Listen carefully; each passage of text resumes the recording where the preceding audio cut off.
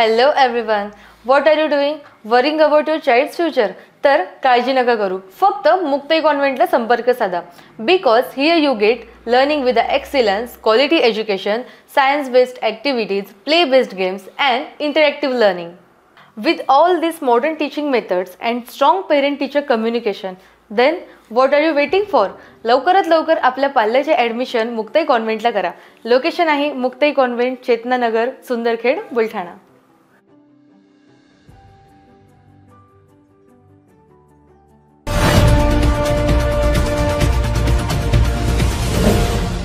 City news, वसा जनसेवेचा.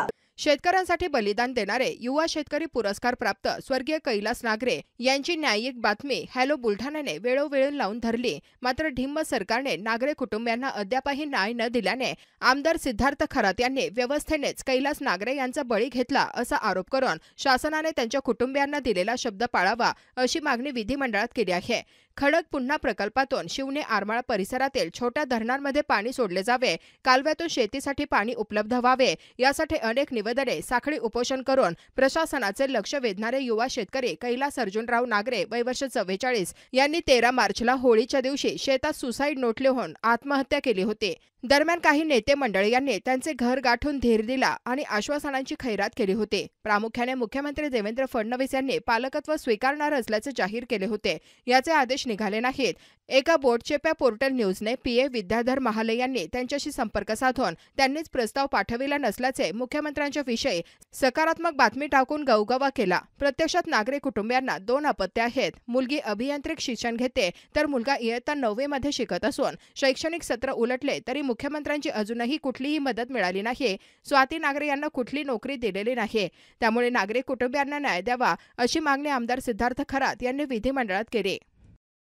अध्यक्ष महोदय, युवा शेतकरी पुरस्कार प्राप्त स्वर्गीय कैलास नागरे या युवा शेतकऱ्यानं मागच्या 13 मार्चला आपली अधिवेशन चालू असतानाच आत्महत्या केली होती आणि म्हणून त्यांनी आत्मबलिदान केलं होतं.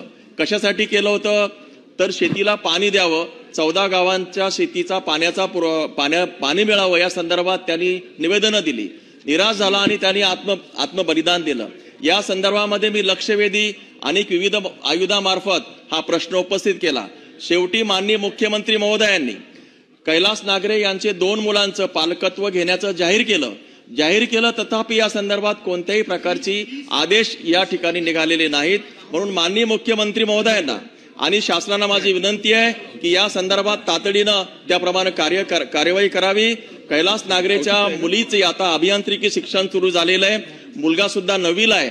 त्यांची पत्नी स्वाती नागरे हिला नोकरी दिलेली नाही, आर्थिक मदत दिलेली नाही आणि अशा प्रकारची मदत तातडीनं देण्याची कारवाई शासनाने करावी अशी माझी नम्र विनंती आहे. चला, सन्माननीय सदस्य राजेश मोरे.